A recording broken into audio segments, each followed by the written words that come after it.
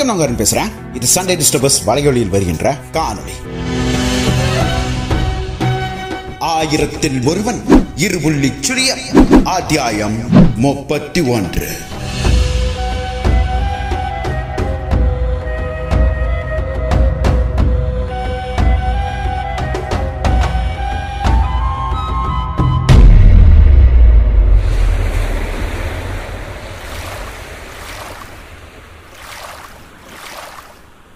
படகு ஒன்று வேகமாக துடுப்பை போட்டுக்கொண்டு முன்னேறி வந்து இலங்கையின் கடற்கரையோரம் நின்றது.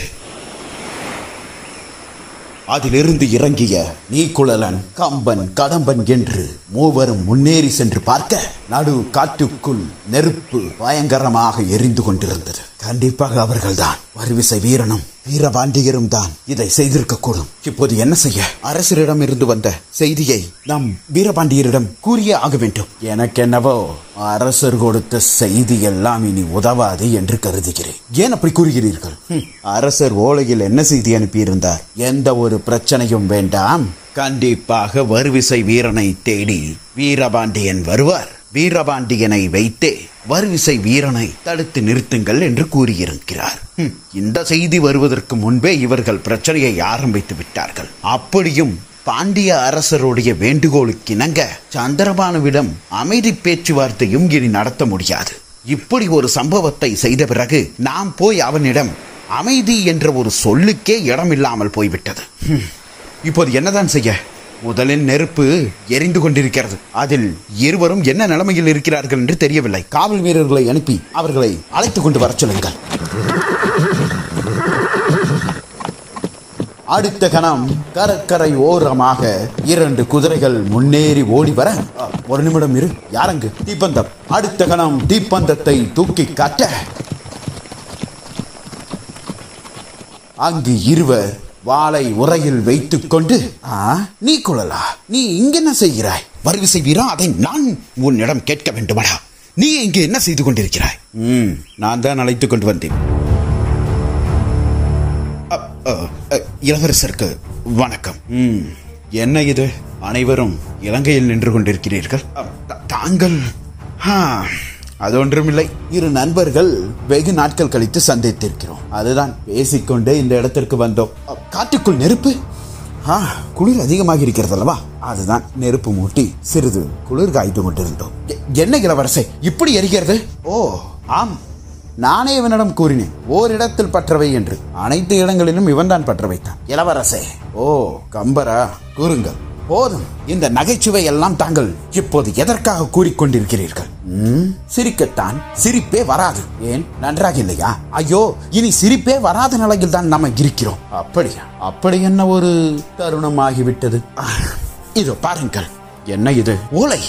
அது தெரிகிறது. என்ன ஓலை? அரசரிடமிருந்து. ஓ, ராஜமுத்திரை.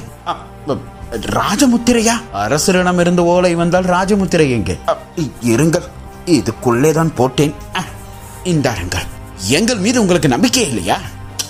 வேறு ஏதேனும் ஓலை என்று கூறினால் கூட நான் நம்பி இருப்பேன். அரசரின் ஓலை என்று கூறிவிட்டால் பிறகு ராஜமுத்திரை இல்லாமல் இது அரசரின் ஓலை என்று எப்படி நான் நம்புவது? சரி சரி, இதை பாருங்கள். என்ன செய்தியாம்? நீங்கள் வரிவிசை வீரனை தடுக்க வேண்டுமா? இவனை ஆம், தடுக்க முடியுமா? ஐயோ, முடியுமா முடியாதா என்பதற்கெல்லாம் இப்போது பேச்சுக்கான இடமே கிடையாது. என்ன கம்பரே, கம்பன் என்று பெயரை வைத்துவிட்டு ஒன்றும் புரியாததை போல பேசிக் கொண்டிருக்கிறீர்கள். ஐயோ, சந்திரபானுவிடம் எப்படியாவது சமாதான பேச்சுவார்த்தையை நடத்த சொல்லி பாண்டிய அரசர் தூதனுப்பியிருக்கிறார். இங்கு நடந்த விடயமெல்லாம் பாண்டிய அரசருக்கு தெரியுமா?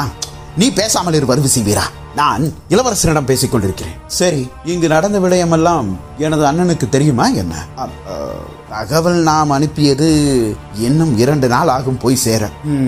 அப்படி என்றால் அதற்கான பதில் தெரியாது என்றுதானே பொருள்? தெரியுமோ தெரியாதோ அதை விட்டு விடுங்கள். ஆனால் பாண்டிய அரசர் முன்பே ஒரு ஓலையை அனுப்பிவிட்டு மீண்டும் ஒரு ஓலையை அனுப்பியிருக்கிறார் என்றால் அதற்கு என்ன பொருள்? அதற்கு நான் இங்கு வந்து விட்டேன் என்று பொருள். ஆம், இது அரசரும் கணித்திருக்கிறார்.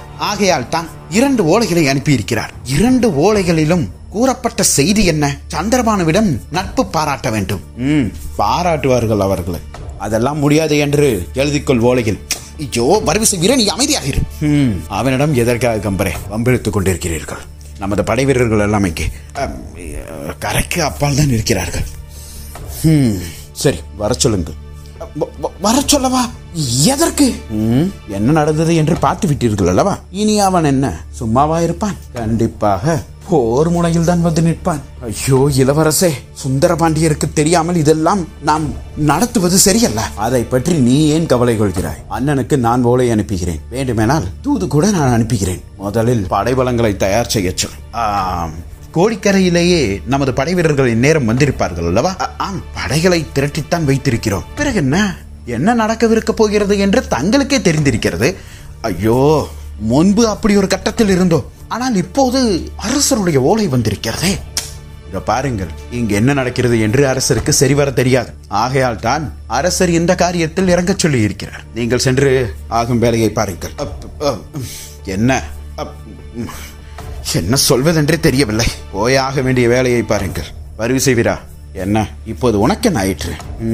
அவர்கள் வந்து என்னை பேசக்கூடாது என்று கூறுகிறார்கள், நீயும் அதற்கு சரி என்று தலையாட்டுகிறாய். ஹே, நான் எங்கே தலையாட்டினேன்? நீ வா என்னோடு. ஒன்றும் தேவையில்லை. இது என்ன கல்பானையா? இல்லை, மண்பானை. தள்ளு. வருவிசை வீரா, வீரா விடுங்கள், நீ கொள்ளலாம். அவன் அப்படித்தானே. இளவரசை, எதற்காக இவ்வளவு இடம் இவனுக்கு கொடுக்கிறீர்கள்? ஏன் நீ கொள்ளலாம்? அவன் உங்களுடைய பேச்சை மட்டும் தான் கேட்பான் என்று எண்ணிக்கொண்டிருக்கிறேன். நீங்களே இப்படி பேசலாமா? ஐயோ, அப்படி கூறவில்லை. ஆனால் முன்பு சிறிது சிறிதாக பிரச்சனையை ஏற்படுத்திக் கொண்டிருந்தார். இப்போது இவன் செய்யும் காரியங்கள் அனைத்தும் சரியாக இல்லை. பாருங்கள், இப்போது போர் மூல கூட. சரி விடுங்கள். வருவிசை வீரன் எந்த ஒரு தவறான காரியமும் செய்யவில்லை அல்லவா? தவறான காரியம் செய்யவில்லை தான். ஆனால் அன்று சந்திரபானா அப்படி கூறிய போது வார்த்தையிலேயே அதை சமாளித்திருக்கலாம். அப்படியா? அப்படி என்றால் தாங்கள் அனைவரும் தானே அங்கு சென்றிருந்தீர்கள். பேச்சுவார்த்தையிலேயே நிறுத்தி இருக்கலாமே. வருவிசை வீரனை நீங்களும் தடுத்து இருக்கலாமே. யார் இவனை தடுக்க முடியுமா? அவனை விட்டு விடுங்கள். நீங்களும் சண்டையிட்டதாக அல்லவா நான் கேள்விப்பட்டேன். பிறகு என்ன இளவரசர் செய்வது? அவன் அழித்து விட்டான். அதற்குள் அவர்களுடைய படை வீரர்களும் வந்து விட்டார்கள். பிறகு நாமும் சண்டையிடத்தானே ஆக வேண்டும். அதைத்தான் நானும் கூறுகிறேன். நாம் இனி சண்டையிட வேண்டும். கடம்பா, கூறுங்கள் இளவரசர். அவன் தனியாக சென்றிருக்கிறான், போய் பாருங்கள். சரி, அடுத்த கணம் நீக்குளரனும் கடம்பனும் பார்த்து கொள்ள. என்ன? ஒன்றுமில்லை இளவரசர், ஓய், நான் அவரை அழைத்துக் கொண்டு வருகிறேன். இவ்வளவு கோபம் தேவையில்லை, வருகிறேன். நீ கொள்ளா. கூறுங்கள், சந்திரபானுடைய படைபலம் எவ்வளவு இருக்கும்? இலங்கை அரசனை தோற்கடித்திருக்கிறான். ஆகவே அவனிடம் பெரும்படை இருந்தாலும் போர் முடிந்து 1 மாதம் தான் ஆயிருக்கும். ஆகையால் அவனுடைய வீரர்கள் அனைவரும் சிறிது சோர்வடைந்திருப்பார்கள். எனக்கு தெரிந்து இன்னும் 2 நாட்களில் சந்திரபானு போரை தொடங்கலாம். எப்படி கூறுகிறீர்கள்? இப்போது அவனுடைய போர் முகாமை எல்லாம் அழித்து விட்டோம். ஆகையால் அவன் அங்கிருக்கும் சேதங்களை எல்லாம் பார்வையிடுவான். அதன் பின்னர் தான் என்ன செய்யலாம் என்று சிந்திப்பான். நமக்கு 2 நாட்கள் தான் நேரம் இருக்கிறது, அதாவது கால அவகாசம். அதற்குள் படை வீரர்களை எல்லாம் இலங்கைக்கு வர சொல்லுங்கள். இப்பகுதியில் இருக்கும் குறுநில அரசரையும் சந்தித்து பேசிவிடுங்கள். ஒருவேளை அவருடைய படைகளும் நம்மோடு இணைந்து போர் செய்ய தயாராயின் அவர்களையும் சேர்த்துக் கொள்ளுங்கள். புரிகிறதா? உத்தரவு இளவரசை, விரைந்து செயல்படுங்கள். அடுத்த கணம் அனைவரும் ஆங்காங்கே சென்று அவரவர்களுடைய வேலையை தொடங்கினார்கள். படை வீரர்கள் அனைவரும் கோடிக்கரையில் இருந்து படகில் ஏறி இலங்கையையும் வந்து அடைந்து கொண்டிருந்தார்கள். ஆயுதங்களை எல்லாம் அடுக்கி வைத்துக் கொண்டும் இலங்கை பகுதியில் இருக்கும் மீனவர்களிடம் போர் வீரர்கள் இருக்கிறார்களா என்று விசாரித்துக் கொண்டும் இருந்தார்கள். இவ்வாறு நடந்து கொண்டிருப்பதையெல்லாம் பார்வையிட்டுக் கொண்டிருந்தார் வீரபாண்டியனும். அதே மற்றொரு முனையில் சந்திரபானுவுக்கு இச்செய்தி சென்றது. என்ன? ஆம், கூறுவது உண்மைதான். யார்? வருவிசை வீரனும். வருவிசை வீரனும் அவரோடு மற்றொருவன் யாரோ ஒருவன் என்றான். யார் அந்த நீக்குளரனா? இல்லை, அவன் புதிதாக இருந்தான். அன்று வந்தார்கள் அல்லவா 4 பேர். அவர்களைப் போலல்ல, இவன் வேறொருவனாக இருந்தான். யார்? யார் அவன்? அது தெரியவில்லை. அவனும் ஒரு படை தளபதியாக இருக்கலாம் என்று கருதுகிறோம். என்னை சந்திக்க அன்று முக்கிய படை தளபதிகள் தானே வந்தார்கள். ஆம், இளவரசரோ அரசனோ இல்லாத ஒரு தருணத்தினால் தங்களை காண பாண்டிய தேசத்தின் முக்கிய அதிகாரிகள் தான் வந்தார்கள். அப்படி என்றால் இவன் ஏன் வரவில்லை? இவன் யார்? அது சரிவர தெரியவில்லை. ஆனால் இருவரும் சேர்ந்தால் அந்த இடத்தையே நாசமாக்கி விடுகிறார்கள். யார் வந்திருக்கிறார்கள் இந்த இலங்கைக்கு? என்னுடைய இடத்தில் நெருப்பு மூட்டி விட்டு சென்றிருக்கிறார்கள். ஒரு முறை இது இலங்கையில் நடந்தது அல்லவா? தாங்கள் என்ன கூறுகிறீர்கள் அரசே? இது போல எப்போதும் நடக்கவில்லையே. நமது நாட்டின் கம்போஜத்தில் ஒரு முறை விஷ்ணு பகவானுக்காக ஒரு கோவிலை எழுப்பினேன். அப்போது அங்கு இருந்தவர்கள் ராமாயண கதையை பேசிக் கொண்டிருந்தார்கள். புத்த மதத்திலும் ராமாயணம் இருக்கிறது என்ற ஒரு காரணத்தினால் நான் அவர்கள் என்ன பேசுகிறார்கள் என்பதை சற்று கேட்டறிந்து கொண்டேன். அப்போது அவர்கள் ஒரு விடயத்தை கூறினார்கள். தமிழகத்தில் இருந்து ஹனுமன் இலங்கைக்கு வந்தானா, ராவணனுடைய அரண்மனையை முழுக்க நெருப்பிட்டானா, அது போல இப்போது இருக்கும் இந்த லங்கேஸ்வரனுடைய இடத்தை எரித்திருக்கிறார்கள். பாண்டியர்கள் தவறுக்கு மேல் தவறு செய்து கொண்டே வருகிறார்கள். என்ன ஒரு ஆணவம், என்ன ஒரு திமிரு! அரசே, அது மட்டுமில்லை, இலங்கையின் வடபகுதிக்கு படை வீரர்கள் வந்து சேர்ந்து கொண்டிருக்கிறார்களாம். ஓ, நான் கூட ஏதோ நெருப்பு மூட்டி விட்டோம், உங்களுடைய படைத்தளங்களை எல்லாம் அழித்து விட்டோம், சரி நீங்கள் பேசியது தவறு, அதற்காக நாங்கள் இதை செய்து விட்டோம் என்று கூறுவார்கள் என்றளவா எண்ணினேன். போருக்கே தயாராகிவிட்டார்களா? அப்படித்தான் தெரிகிறது. நமது படை வீரர்களையும் என்ன படை வீரர்கள் அவர்களுக்கு இன்னும் ஓய்வு சரியாக கம்போஜத்திலிருந்து இங்கு ஓய்வெடுக்கத்தானே வந்திருக்கிறோம், உல்லாச பயணமாக. இளையரசு, இப்போதுதானே மிகப்பெரிய ஒரு போர் நடந்து முடிந்தது. அதெல்லாம் எனக்கு ஒரு பொருட்டே கிடையாது. இன்னும் ஆட்கள் வேண்டுமாயின் சிறையில் இருக்கும் கைதிகளையும் சேர்த்துக் கொள்ளுங்கள். கடல் கடந்து பாண்டியர்களுக்கு ஒன்றும் அவ்வளவு பெரிய படைபலம் வந்து விடாது. நாம் அவர்களை எளிதில் வீழ்த்தி விடலாம். புரிகிறதா அரசே? நாம் வேண்டுமானால் ஒரு முறை பேச்சுவார்த்தைக்கு நடப்பதெல்லாம் பார்த்தால் அவர்கள் ஒன்றும் பேச்சுவார்த்தைக்கு தயார் நிலையில் இருப்பார்கள் என்று எனக்கு தோன்றவில்லை. இருப்பினும் நாம் ஒரு முறை முயற்சி செய்து பார்ப்போமே. சரி, ஒரு முறை நீ முயற்சி செய். ஆனால் நமது படைபலங்களையும் சேர்த்துக் கொண்டிரு. உத்தரவரசே, அவ்வாறு செய்து விடுகிறேன். அரசே, நாம சென்று பேச்சுவார்த்தை நடத்தியதை போல தெரியக்கூடாது. புரிகிறதா? புரிகிறது அரசே. செல். உத்தரவு. அடுத்த கணம் சந்திரபானு. பாண்டியர்களுடைய நட்பு எப்படியாவது தேவை, கடல் கடந்து வணிகம் செய்ய. ஆனால் ஏன் இந்த பாண்டியர்கள் அவசரப்படுகிறார்கள்? இல்லை, பாண்டியன் அவசரப்படவில்லை. பாண்டியன் முதலில் நட்போலை தானே அனுப்பினான். நான் தான் சிறிது உணர்ச்சி வாசப்பட்டு பேசிவிட்டேன். சரி, ஒரு அரசன் என்றால் அப்படித்தான் பேசுவான். அதற்கென்று அந்த வறுவிசை வீரன் என் மீதே தாக்குதலை நடத்துவானா? வைத்துக் கொள்கிறேன் அவனை வைத்துக் கொள்கிறேன் உன்னை என்று தனக்குள் புலம்பிக் கொண்டிருந்தான் சந்திரபானு. அதே மற்றொரு முனையில் மரத்தின் மீது அமர்ந்து இந்த கல்லை அருந்துவதே தனி ஒரு ருசிதான். அடுத்த கணம் சட்டென்று கல்பானை கீழே விழுக, அச்சோ, உடைந்து விட்டதே பானை. அடுத்த கணம் மரத்தில் இருந்தும் வறுவிசை வீரன் குதித்து, ஐயோ, கை கெட்டியது வாய் கெட்டவில்லையே, எப்படி கை தவறி விழுந்தது? சரியாகத்தானே ஏதோ ஒன்று கல்லை போன்று ஒன்று அடித்ததே. அடுத்த கணம் திரும்பி பார்க்க அங்கு 10க்கும் மேற்பட்டோர் நின்று கொண்டிருந்தார்கள். உங்கள் வேலைதானா என்ன? நான் மது அருந்த கூடாது என்று வீரபாண்டியர் கூறினாரா? உடனே வந்து விடுவீர்கள் அனைவரும். போங்களடா, போய் மற்றொரு கல்பானையை எடுத்துக்கொண்டு வாருங்கள். அடுத்த கணம் அந்த 10 பேர் அப்படியே நிற்க, கட்டளை இடுவதெல்லாம் உங்களுக்கு கேட்கவில்லையா? செல்லுங்களடா. அடுத்த கணம் கையில் இருந்த தீப்பந்தத்தை சற்று உயர்த்தி ஒரு உருவம் பிடித்தது. நான் கல் அருந்தாமல் இருந்தால் எனக்கு பகலிலேயே எரும மாடு தெரியாது. இவன் யார்? நள்ளிரவில் தீப்பந்தத்தை பிடித்துக் கொண்டிருக்கிறான். ஆட மாமா,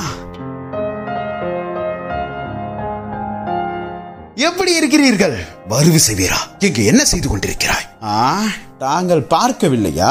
அந்த மதுப்பானையில் அதை நான் கேட்கவில்லை. இலங்கையில் என்ன செய்து கொண்டிருக்கிறாய்? பாண்டிய அரசர் இருக்கிறார் அல்லவா, அவரை பற்றி அந்த சந்திரபானு அரசன் மாமா தவறாக பேசிவிட்டார். அதுதான் ஒன்று வைத்தேன். விட்டகுறை தொட்டகுறையாக விடக்கூடாது என்பதற்காக உள்ளே இறங்கி விளையாடினேன். நீ இவ்வாறான விளையாட்டு சோழர்கள் பக்கம் நின்று செய்திருக்க வேண்டும். ஐயோ, என்னடா கிருபாகரன் மாமாவை சந்தித்து பல நாட்கள் ஆகிவிட்டதே என்று பாசம் பொங்க உங்களை அரவணைக்க வந்தேன். எடுத்து விட்டீர்களா பழைய புராணத்தை? சோழர்கள் ஆதிக்கம், கடல் கடந்து கடாரம், கங்கை வரை வானுயர்ந்த கோவில். போதும் மாமா, கேட்டு கேட்டு அழுத்து போய்விட்டது. வேறு ஏதேனும் புதிதான ஒரு கதை இருந்தால் கூறுங்கள். எப்போது பார்த்தாலும் சோழர்கள் சோழர்கள் சோழர்கள், அதை செய்தார்கள் இதை செய்தார்கள். எதையோ செய்யட்டுமே, விட்டு விட்டு போய்விடேன் மாமா. சோழர் குலத்தின் வழி வந்தவனாய் எப்படி பேசுகிறாய்? நன்றாக இருக்கிறது. சோழர் குலத்தின் வழி வந்தவர்கள் எதற்காக பேச வேண்டும்? நீங்கள் மட்டும் என்ன சோழர் வழி வந்தவர்களா? இல்லையே, அதான் நீங்கள் புகழ் பாடுகிறீர்களே. போதும் போதும், சற்று புரிந்து நடந்து கொள். எதை மாமா புரிந்து நடந்து கொள்வது? கூறுங்கள், எதை புரிந்து நடந்து கொள்வது? நன்கு பேசுகிறீர்கள் பேச்சை. இன்னும் சோழர்கள் சோழர்கள் என்று தெரிந்து கொண்டே இருக்க போகிறீர்களா? அவ்வளவுதான் மாமா. இனி புலிகொடி பறக்காது. பாண்டியர்களுடைய கை ஓங்கிவிட்டது. இனி அவர்கள்தான். நீங்களும் குறுநில தேசத்தின் அரசராக ஏதேனும் ஒரு பொறுப்பை ஏற்றுக்கொண்டு வந்துவிட வேண்டியதுதானே. மற்ற தேசங்கள், சோழர்களுக்கு பக்கபலமாக இருந்த தேசங்கள் கூட பாண்டியர்களுக்கு கீழே வந்துவிட்டது. இன்னும் கிருபாகரர் நீங்கள் மட்டும் வரவில்லை. உங்களுக்கு தெரியுமா, உங்களை பிடிக்க தனிப்படை அமைத்து தேடி வருகிறார்களாம் பாண்டியர்கள். ஆனால் இன்னும் பிடிக்க முடியவில்லை அல்லவா மாமா? படையில் நான் இல்லை. நான் இருந்திருந்தால் இன்னும் இந்த 10 பேர் இங்கு நின்று பேசிக் கொண்டிருந்திருக்க கூட முடியாது. வருவிசை வீரா, எதற்கடா கூச்சலிடுகிறீர்கள்? அருகாமையில் தான் பாண்டிய தேசத்தின் வீரர்கள் இருக்கிறார்கள். வந்துவிட போகிறார்களாடா. என்ன மாமா, சொல்லி கூட்டிக் கொண்டு வர வேண்டியதுதானே. வருவிசை வீரா, நீ ஒரு சில விடயங்களை புரிந்து கொள்ள வேண்டும். என்ன மாமா நான் புரிந்து கொள்ள வேண்டும்? கூறுங்கள். இன்னும் என்னிடம் என்ன பேச வேண்டும் தாங்கள்? உன்னிடம் நான் எப்போது பேசினேன் வீரா? நீ எப்போதும் என்னை சந்திக்க விருப்பப்பட்டதே இல்லையே. ஆமாமா, நதிக்கரை ஓரமாக சிறு பாலகனாக இருந்த போது எமது அன்னை என்னை காப்பாற்ற தூக்கிக் கொண்டு சுரங்கப்பாதையில் ஓடிக்கொண்டிருந்தார். பக்கபலமாக வந்தவர்கள் அனைவரும் சிதறி ஓடிவிட்டார்கள். பாண்டியர்கள் அவர்களுடைய கை ஓங்கிவிட்டது என்று செய்திகள் நாலா பக்கமும் சென்றது. எனது அன்னை என்னை எப்படியாவது உயிருடன் நான் பிழைக்க வேண்டும் என்பதற்காக அவள் உயிர் தியாகம் செய்தாள். சோழர்களுக்கு பக்கபலமாக நின்ற மாபெரும் குறுநில தேசத்தின் அரசர்கள், வானர் குலத்தார், அவர்களுக்கு அப்படி ஒரு நிலைமை வந்திருக்க கூடாது மாமா. வந்துவிட்டது. போதும். இத்தனை நூற்றாண்டுகள் சோழர்களுக்கு பக்கபலமாக இருந்து வானர் குலத்தார் கண்டது என்ன? போதும் போதும் மாமா. எனது தந்தையோடு முடியட்டும் அவை அனைத்தும். என்னோடு புதிய அத்தியாயம் பிறக்கட்டும். மீண்டும் அதே கதையை எழுதாதீர்கள். வருவிசை வீரா, உனக்கு நான் இதை கூற வேண்டும் என்று பொருளே கிடையாது. உனக்கே தெரியும், போர் யாருக்கும் கருணை காட்டுவது கிடையாது. நல்லவர்களோ கெட்டவர்களோ, பலம் வாய்ந்தவர்களோ பலம் குன்றியவர்களோ, அனைவருக்கும் போர் என்பது ஒன்றுதான். நிலைமையை மாற்றி அமைக்க முடியவில்லை. உமது அன்னையை இழந்தது எங்களுக்கு மட்டும் வருத்தம் இல்லையா? அனைவருக்கும் வருத்தம் தான். ஆனால் உமது அன்னை எப்படிப்பட்ட சூழ்நிலையில் இருந்தால் என்பது உனக்கு தெரியாமல் போயிற்று. உமது அன்னையை கொன்றது பாண்டியர்கள். போர் முடிந்து ஊருக்குள் வந்த போர் வீரர்கள் செய்த நாசம் அது. இவையெல்லாம் உனக்கு தெரியும் மாமா. ஆனால் அப்படிப்பட்ட நிலைமைக்கு யார் காரணம்? சோழர்கள் தானே. இப்போது மட்டும் நீங்கள் என்ன மாமா செய்து கொண்டிருக்கிறீர்கள்? இப்படி காடு காடாக, மண்டபம் மண்டபமாக ஒளிந்து வாழ்ந்து கொண்டிருக்கிறீர்கள். அடுத்த கணம் கிருபாகரன் வருவிசை வீரனை பார்க்க எனக்கு தெரியாது என்று நினைத்தீர்களா? நீங்கள் எங்கெல்லாம் இருக்கிறீர்கள் என்று எமக்கு தெரியும். உங்களுடைய ஆட்கள் எங்கெல்லாம் முகாமிட்டு இருக்கிறார்கள் என்று எனக்கும் தெரியும். இருந்தாலும் பாண்டியர்களிடம் இதை நான் கூறாமல் இருக்கிறேன். நான் கூறாமல் இருக்கிறேன் என்று அந்த சுந்தர பாண்டியனுக்கும் தெரியும், அந்த வீரபாண்டியனுக்கும் தெரியும். இருப்பினும் என்னிடம் ஒரு வார்த்தை பேசியதில்லை அவர்கள். அவ்வளவு நம்பிக்கை வைத்திருக்கிறார்கள் என் மீது. ஆம், நம்பிக்கை வைத்திருப்பார்கள். காரணம் நட்போ பாசமோ கிடையாது, உமது வீரம். எதை வேண்டுமெனாலும் கூறிக்கொள்ளுங்க மாமா, நான் பாண்டியர்களை விட்டு வரப்போவதில்லை. அப்படி என்றால் சோழர்களுடைய எழுச்சிக்கு நீ உதவப் போவதில்லையா? மாமா, தங்களுக்கு புரிகிறதா இல்லையா? விட்டுவிடுங்கள் மாமா. வெகு தூரம் ஓடிவிட்டீர்கள், ஓய்விடுங்கள். இனி போதும், நடந்தது, இதுவரை கண்டது. இனி கிருபாகரன் மாமா ஓய்வில் இருக்கட்டும். வெகு தூரம் ஓடி வந்து விட்டீர்கள், சற்று இலை பாருங்கள். அது உயிருள்ளவரை நடக்காது. ஓய்வு என்பது எமது மரணப்படுக்கையே. வருவிசை வீரா. சரி, அப்படி என்றால் தங்களுடைய ஓய்வுக்கு பாண்டியர்களே காரணமாக இருப்பார்கள். பார்த்து கொள்ளலாம் எந்த பாண்டியன் என்னை நெருங்குவான் என்று. சரி மாமா, சொல்லுங்கள். நாங்கள் வீரபாண்டியனை சந்திக்க வேண்டும். என்ன? வீரபாண்டியனை சந்திக்க வேண்டும் மாமா? அதெல்லாம் ஒன்றும் தேவையில்லை, செல்லுங்கள். ஏன் பயமா? என்ன பயம் எமக்கு? நாங்கள் வந்தால் வீரபாண்டியனை ஏதேனும் செய்து விடுவோம் என்று. மாமா விடுங்கள், பேசாமல் போங்கள். நான் உங்களை கண்டதையெல்லாம் அங்க வந்து சொல்ல மாட்டேன். போங்கள், வீரபாண்டியனை சந்திக்க வேண்டும். இங்கு பிரச்சனையே வேறு நடந்து கொண்டிருக்கிறது. இதில் நீங்கள் வந்து வீரபாண்டியனை சந்தித்தால் கண்டிப்பாக சிறைப்பிடிப்பார்கள். போங்கள் மாமா, நான் கூறியதை சிந்தித்து பாருங்கள். இல்லை, நான் மீண்டும் வீரபாண்டியனை சந்திக்க வேண்டும் என்றால் கூறுங்கள். அப்போது வந்து நானே கூட்டிக் கொண்டு செல்கிறேன். போதுமா?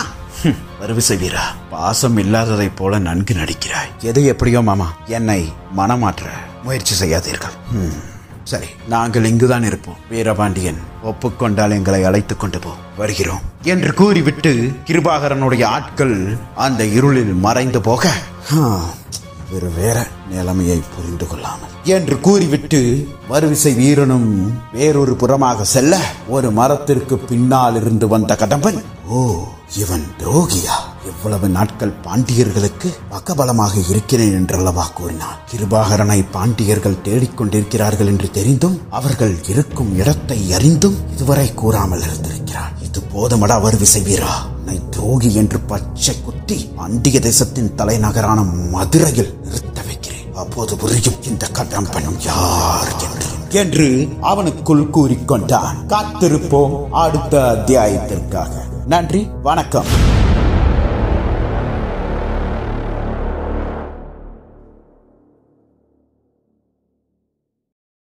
இப்போ நீங்கள் பார்த்துட்டு இருக்கிறது என்னன்னு தெரியுதா? ஆமாங்க, இதுதான் வந்து 10ஆம் நூற்றாண்டு காலகட்டத்தில், அதாவது நம்மளுடைய கோவில்களில் காணப்படுற கல்வெட்டு எழுத்துக்கள். இதில் வந்து வல்லவரையன் வந்தியத்தேவர்னு எழுதியிருக்கேன். இது ராஜகேசரி வன்வரானன்னு எழுதியிருக்கேன். இது விக்ரம சோழ சோழியவரையன் அப்படின்னு சொல்லி எழுதியிருக்கேன். இது வந்து சுந்தரபாண்டியன் எழுதியிருக்கேன். இது என்னோட பேருனா அருண் பிரசாத்னு எழுதியிருக்கேன். இந்த எழுத்துக்கள் உங்களுக்கு கற்றுக்கணுன்னு ஆசையாக இருந்ததுன்னா 6383812090 இந்த நம்பருக்கு வாட்ஸ்அப் பண்ணுங்க. என்னால் கிளாஸ் எல்லாம் அட்டன் பண்ண முடியாதுப்பா, ரெக்கார்டிங் செஷன் இருந்தாலும் எனக்கு ஓகே அப்படின்னு நினைச்சாலும் ரெக்கார்டிங் செஷனும் அவைலபிளாக இருக்குங்க. இந்த கிளாஸை நீங்கள் அட்டன் பண்ணீங்கன்னா எந்த கோவிலுக்கு வேணாலும் போய் நம்மளுடைய கல்வெட்டுக்களை உங்களால் படிக்க முடியும். வகுப்பு இன்னும் 2 நாட்களில் தொடங்குது. இன்ட்ரெஸ்டடாக இருக்கிறவங்க பிங் பண்ணுங்க.